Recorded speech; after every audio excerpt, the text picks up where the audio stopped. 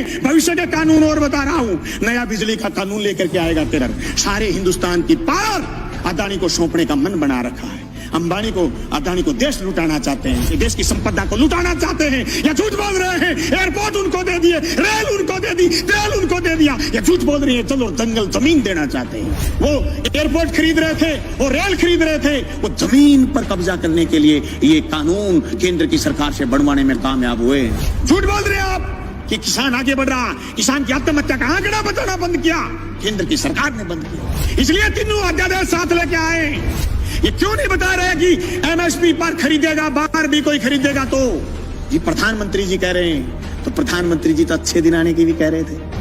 प्रधानमंत्री जी तो काला धन वापिस आने की भी कह रहे थे। प्रधानमंत्री जी तो 15-15 लाख खाते में आने की भी कह रहे थे। प्रधानमंत्री जी तो 2 करोड़ रोजगार की भी कह रहे थे।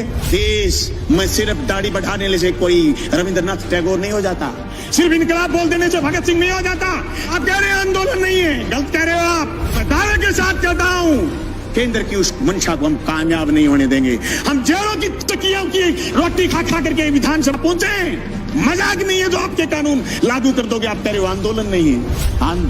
आंदोलन की बात कर रहे हो। रड़क पार देंगे रड़क, पर तुम्हारे काले कानून किसी भी रूप में लागू नहीं होने देंगे। जमीन उसकी होगी तो जमीन जोतेगा। जमीन अदानी और अंबानी की नहीं होगी। सड़क पर करेंगे, लड़ेंगे, सीने में गोली खाएंगे, पर जमीन नहीं जाने देंगे। ये मजाक नहीं है कि आप ये कह दो किसी आदमी से कि तेरी जमीन मैं ठेके पर ले आऊंगा। जमीन ठेके पर ले ली और फिर उसको ये कह दो जैसे पेप्सिको ने पंजाब में कहा था कि आलू बोलिए 1 साल खूब खरीदे। दूसरी बार फिर किसानों ने आलू बोए, कॉन्ट्रैक्ट कर लिया, आलू ज्यादा पैदा हो गए। पेप्सिको खरीदना नहीं चाहती थी, एक कड़ा ले आए। कड़ा और इस कड़े के अंदर से जो आलू गुजरेगा हम तो सिर्फ वही खरीदेंगे। आलू सड़क पर गया, टमाटर सड़क पर गया है। आवश्यक सेवा वस्तु अधिनियम खत्म करने का परिणाम ये आएगा कि 200 रुपए किलो आलू चला जाएगा, प्याज चला जाएगा, टमाटर चला जाएगा, महंगाई आसमान छू जाएगी, इनके हाथ कट जाएंगे। जो कानून आपने मंडी तोड़ने का लेकर के आए हो, मंडी टूट जाएगी, खरीदार नहीं बचेगा, दर दर की ठोकर खाएंगे। किसान के पास जब खरीदार नहीं होगा, जिन्स कोई खरीदेगा नहीं, वो खेती से मोह भंग हो जाएगा। जमीन छुटाना चाहते हैं, लक्ष्य जमीन छीनना है। सभापति महोदय, 1967 में हरित क्रांति हुई। देश के किसान ने अन्न पैदा किया, अन्न खरीदने के लिए सरकार आगे आई।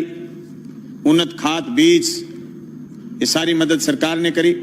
सरकार ने बैंकों का राष्ट्रीयकरण किया, किसान को सस्ते में कर्ज दिया, सरकारी कंपनियां स्थापित की गई। रशिया की मदद से देश में उन्नत फार्म स्थापित किए गए।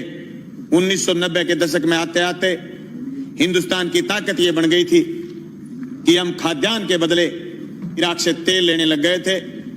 उसी तेल की ताकत से हिंदुस्तान में उद्योग आगे बढ़ा।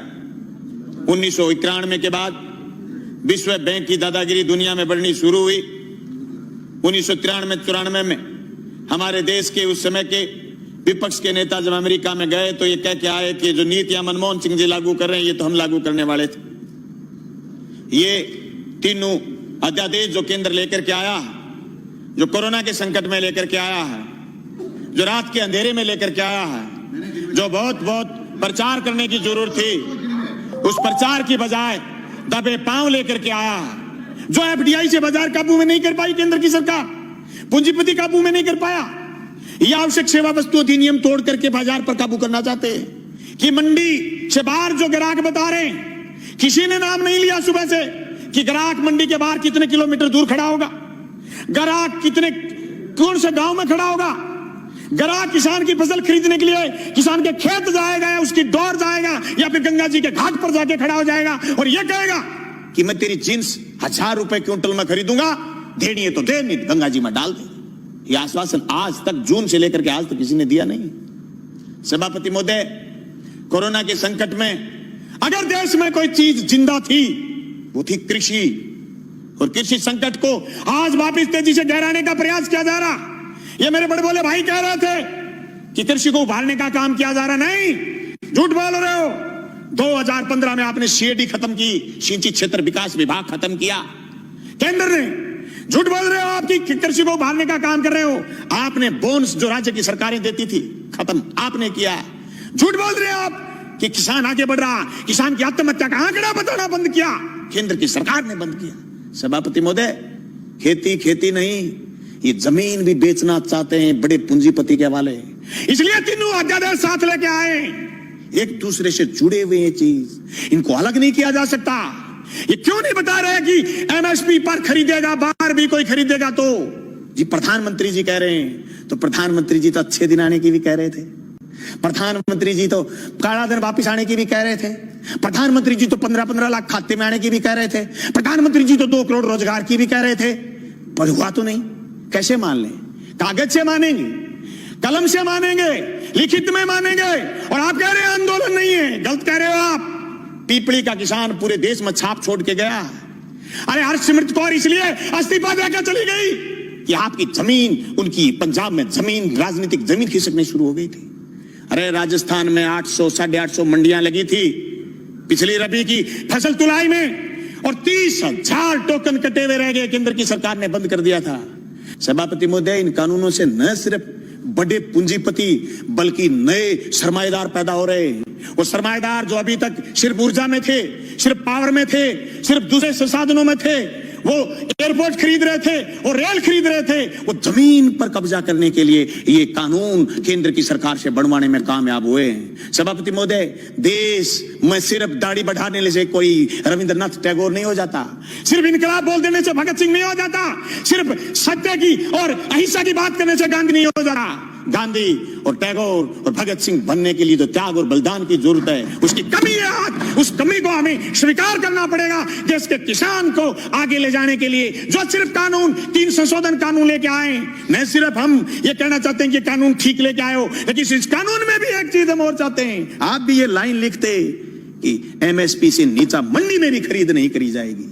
मैं समझता हूं मेरा ये प्रस्ताव आप स्वीकार करें। मैं दावे के साथ कहता हूं, केंद्र की उस मंशा को हम कामयाब नहीं होने देंगे। हम जेलों की चक्कियों की रोटी खा खा करके विधानसभा पहुंचे।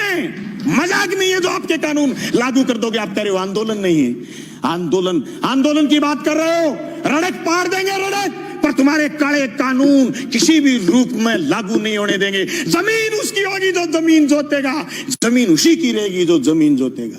जमीन अदानी और अंबानी की नहीं होगी, मंडी उसी की होगी जो मंडी में काम कर रहा है। मंडी से बाहर दूसरी मंडी का जो सपना आप दिखा रहे हो, ये सबजबाग हम आपका कामयाब नहीं होने देंगे। सभापति महोदय, मैं उस मेरी क्षेत्र का किसान हूं जहां आज से 20 साल पहले सीएडी ने खाड़े बनाए थे। जब मैं मंत्री जी से मिला, सिंचाई मंत्री से, कि हमारे खाड़ों की मरम्मत करो, बोले केंद्र ने सीएडी बंद कर दी, हमारे लिए ये मौत का फरमान है। ये तीनों कानून भी मौत के फरमान है। सभापति महोदय, मैं ये कहना चाहता हूं, ये सिर्फ 3 कानून यही नहीं है, भविष्य के कानून और बता रहा हूं। नया बिजली का कानून लेकर के आएगा केंद्र। सारे हिंदुस्तान की पावर अदानी को सौंपने का मन बना रखा है। अंबानी को, अदानी को देश लुटाना चाहते हैं। एनजीटी पर स्पेशल कानून लेकर के आ रहे हैं। पर्यावरण पर कानून लेकर के आ रहे हैं। पर्यावरण के नाम पर जो असम से कोयला नहीं खोद पाए थे, उसके खिलाफ ये कानून लेकर के आ रहे हैं। ये देश की संपदा को लुटाना चाहते हैं। ये झूठ बोल रहे हैं। एयरपोर्ट उनको दे दिए, रेल उनको दे दी, तेल उनको दे दिया। ये झूठ बोल रहे हैं। चलो, जंगल जमीन देना चाहते हैं। हम इसकी मुखालफत करते हैं। न सिर्फ मुखालफत राजस्थान की विधानसभा में करते हैं, सड़क पर करेंगे, लड़ेंगे, सीने में गोली खाएंगे, पर जमीन नहीं जाने देंगे। इनकलाब जिंदाबाद।